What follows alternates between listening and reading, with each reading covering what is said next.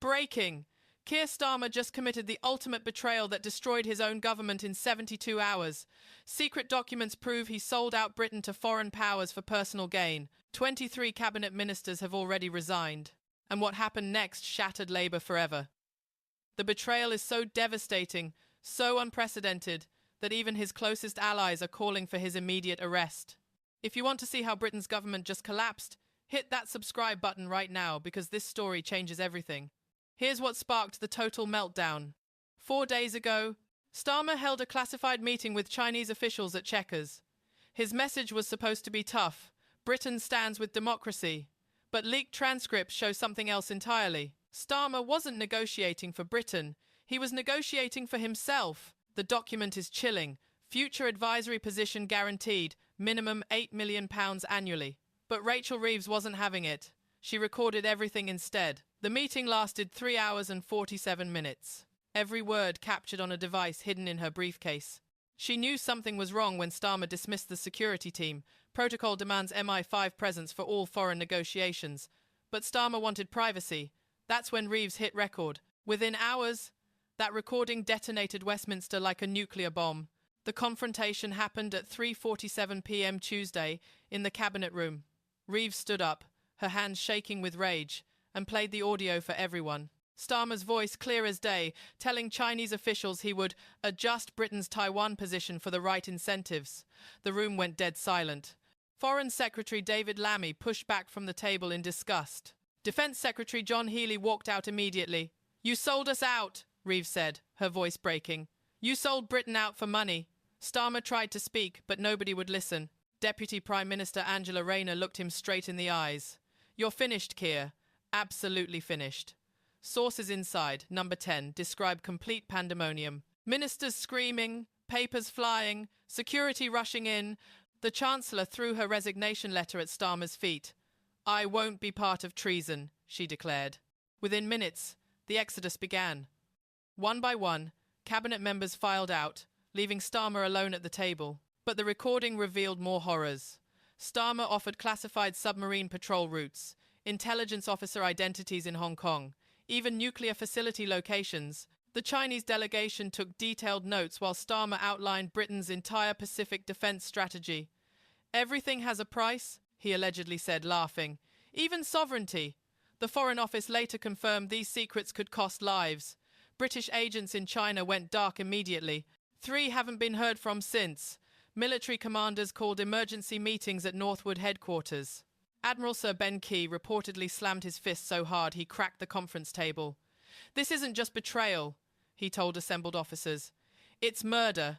Meanwhile, British pensioners who worked their entire lives for this country are watching their heating bills triple. Margaret Wilson, a 72-year-old widow from Newcastle, was forced to choose between medication and warmth this winter. Her husband served 30 years in the Royal Navy. She hasn't turned on her heating since October. While Starmer negotiates million-pound deals with foreign powers, we're talking private jets, Swiss bank accounts, properties in Monaco. The contrast is so sickening, so morally bankrupt that even lifelong Labour supporters are burning their membership cards. Veterans who defended Britain in the Falklands, in Iraq, in Afghanistan, are watching their Prime Minister auction off national sovereignty. These heroes sleep in cold flats while Starmer plans his golden parachute. Food banks report record numbers. Families skip meals. Children go to school hungry. And their Prime Minister? He's selling secrets to the highest bidder. In Liverpool, where Labour was born, the betrayal cuts deepest. Tommy Henderson, whose grandfather helped found the party, wept openly outside the Labour club. 5 generations of my family voted Labour, he said through tears. 5 generations betrayed in one meeting. The Liverpool Labour headquarters, standing since 1906, had its windows smashed by its own members. In South Wales, mining communities that bled for Labour during the strikes feel physically violated. "We gave everything to this party," said Rhodri Jones, a former miner from Merthyr Tydfil. "Our health, our communities, our loyalty. And Starmer sold us for Chinese gold." The Rhondda Valley, Labour's safest seat for a century, saw its entire constituency party resign en masse. Unprecedented, unthinkable, until now. The betrayal isn't just political, it's personal. Every British citizen who trusted Labour, who believed in change, who voted for hope, has been stabbed in the back. Working-class communities that supported Labour for generations feel physically sick. In Manchester, Labour's heartland, protesters burned effigies of Starmer outside the town hall. Traitor, spray-painted across Labour offices nationwide. The party of the people has become the party of betrayal. Then something unprecedented happened that nobody saw coming. King Charles broke protocol and summoned Starmer to Buckingham Palace. At 9:15 p.m. Wednesday, the Prime Minister's car arrived at the private entrance. But this wasn't a routine audience. Palace insiders reveal the king waited in full ceremonial dress, a message that couldn't be clearer. "Your Majesty," Starmer began, but Charles cut him off immediately.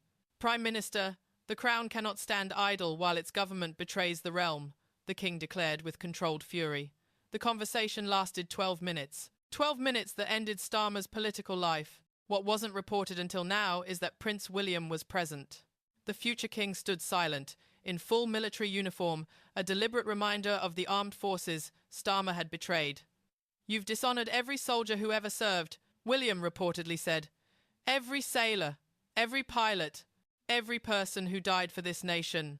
The prince's words cut deeper than any political attack. Palace staff reported hearing shouting, unprecedented in royal audiences. One footman, serving 40 years, called it the most hostile meeting in modern palace history. The Queen Consort later confided to close friends that Charles hadn't slept since hearing the recordings. "He feels personally responsible," she allegedly said, as if he failed to protect the nation. Constitutional experts gasped at what happened next. The king didn't just express concern. He demanded Starmer's resignation by sunrise. Palace protocol dictates neutrality, but treason changes everything. Senior royal sources confirm Charles consulted the Privy Council beforehand. The message was unanimous. Starmer must go. "The monarchy has tolerated much," one senior aide revealed, "but selling out Britain to foreign powers crosses every red line. The optics are devastating for Starmer. When you've lost the king, you've lost the nation." Lord Chamberlain's office prepared contingency plans for a constitutional crisis. The last time a monarch intervened this directly was 1936. History books will remember this moment forever. But here's what makes it worse. The Archbishop of Canterbury joined the king's position. "Betrayal of nation is betrayal of God's trust," he declared from Lambeth Palace. Every living former prime minister issued statements condemning Starmer. Tony Blair called it unforgivable. Gordon Brown said unconscionable. Even Jeremy Corbyn, Starmer's predecessor, declared him a stain on Labour's soul. "When your enemies and allies unite against you, you're truly finished." The domino effect was instantaneous and brutal. Sterling crashed 12% against the dollar in Asian trading. 300 billion wiped from the London markets before breakfast. HSBC and Barclays suspended operations. International investors fled British assets like rats from a sinking ship. Inside Parliament, Labour split into 3 warring factions. The resignation letters poured in faster than staff could process them. 43 MPs in 6 hours. Entire committees dissolved. The Parliamentary Labour Party WhatsApp group renamed itself Survivors. But the economic catastrophe runs deeper. Pension funds collapsed overnight. The Bank of England held 3 emergency meetings before dawn. Interest rates spiked to crisis levels. Mortgage lenders withdrew all products. The housing market froze completely. Small businesses couldn't access credit. Supply chains shattered as international partners lost faith in British contracts. Rolls-Royce stock fell 47%. British Airways grounded expansion plans. Even Tesco warned of supply disruptions. This wasn't just political crisis. It was economic annihilation. Goldman Sachs downgraded Britain to junk status. The IMF prepared emergency intervention protocols. Chancellor Reeves, before resigning, warned of 1,976 all over again, but worse. Number Starmer traitor trending globally with 4.7 million posts. Protests erupted across 14 cities. Manchester saw 50,000 people surrounding the town hall. Birmingham police reported complete gridlock. In London, demonstrators surrounded Westminster demanding immediate elections. Emergency polling showed Labour at 11%, their lowest in history. The BBC suspended regular programming for continuous coverage. Sky News called it Britain's darkest political hour. Even The Guardian, Labour's traditional ally, published a front-page editorial, "Starmer must go now." The international response was swift and devastating. President Biden called an emergency National Security Council meeting. "If Britain's compromised, we're all compromised," he reportedly told advisers. The CIA suspended intelligence sharing immediately. Five Eyes alliance effectively dead. NATO held emergency sessions in Brussels. France recalled its ambassador. Germany suspended defense cooperation. Even Ukraine, dependent on British support, expressed profound disappointment. Canada's Prime Minister called it a betrayal of every democratic value. Australia began reviewing AUKUS commitments. The damage to Britain's reputation may take generations to repair. Foreign governments recalled ambassadors. The White House issued a statement expressing grave concerns. The European Union suspended all negotiations. Britain wasn't just isolated, it was radioactive. Inside Number 10, the scene was pure chaos. Ministers screaming at each other in the corridors, Starmer locked in his office, refusing to emerge. The Deputy Prime Minister allegedly threw a chair through a window. WhatsApp groups with names like Damage Control became Execute Order 66. Civil servants fled the building in droves. Security prevented 3 physical altercations between cabinet members. Home Secretary Yvette Cooper was overheard saying, "He's destroyed everything we built." Chief Whip Alan Campbell tried maintaining order but gave up after 2 hours. "It's like the Titanic," he told colleagues, "except the captain steered us into the iceberg on purpose." The intelligence services moved into unprecedented territory. MI5 agents surrounded Downing Street, not for protection but for containment. GCHQ monitored all government communications. Special branch prepared arrest protocols. One senior intelligence officer, breaking 30 years of silence, told reporters, "We've war-gamed many scenarios. Foreign invasion, nuclear attack, pandemic. We never prepared for the Prime Minister being a foreign agent." The security services seized Starmer's phones, computers, even his personal diary. Every meeting, every call, every email, now under investigation. The rabbit hole keeps getting deeper and darker. Emergency meetings devolved into shouting matches. The Foreign Office cut all communication with Downing Street. The Treasury operated independently, ignoring Number 10 entirely. Starmer looked broken. Sources say aged 10 years in 2 days. His press secretary resigned via text message. His chief of staff simply disappeared. Even the Downing Street cat was reportedly evacuated. Labour MPs formed a shadow leadership committee without telling Starmer. They're not plotting succession, they're planning exile. But here's the twist that could destroy Labour forever. Leaked documents from the security services show this wasn't Starmer's first betrayal. MI5 files dating back 18 months reveal systematic contact with foreign agents. If these documents are real, and if they show what sources claim, then Starmer committed treason repeatedly. Think about what that means. Every international meeting, every classified briefing, every state secret potentially compromised. The documents allegedly show payment schedules, communication protocols, even dead drop locations. New revelations emerge hourly. A Cayman Islands account with £17 million. Properties in Shanghai purchased through shell companies. A yacht registered in Panama, gifted by consulting clients.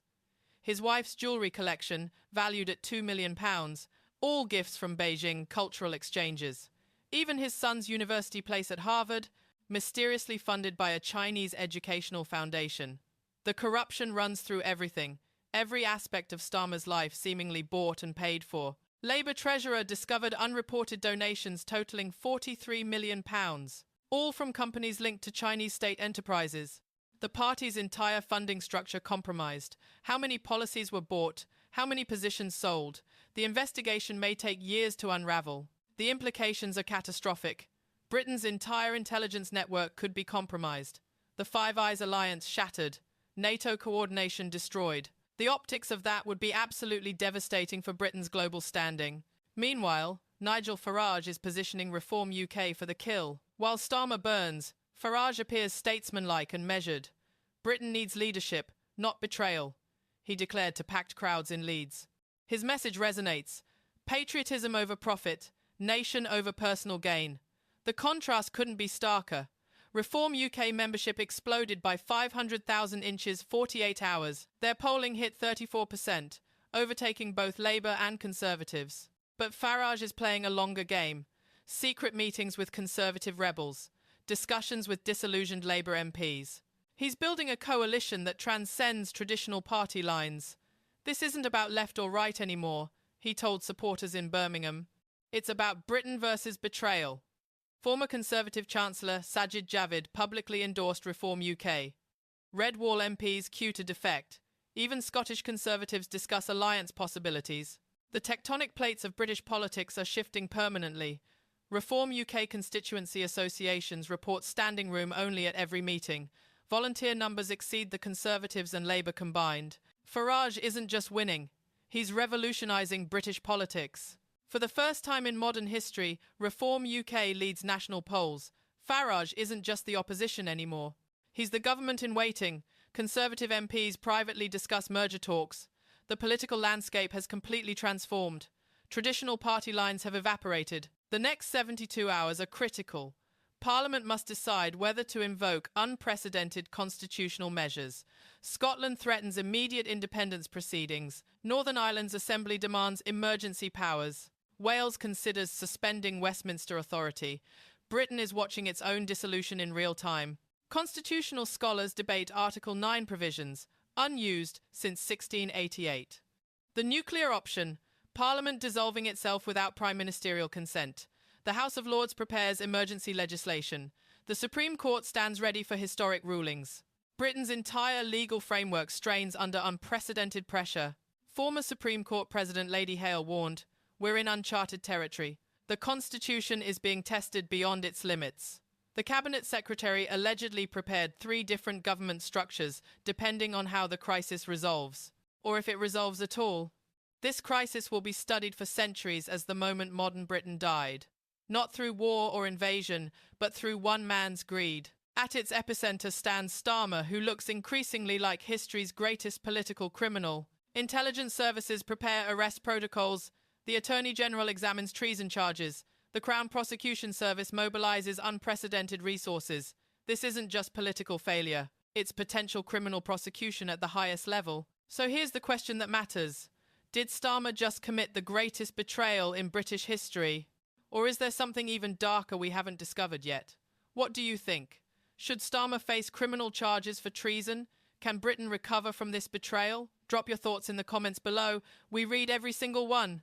And if this story shocked you as much as it shocked us, share it with everyone who needs to see what's really happening in Westminster right now. The mainstream media won't tell you the full truth, but we will.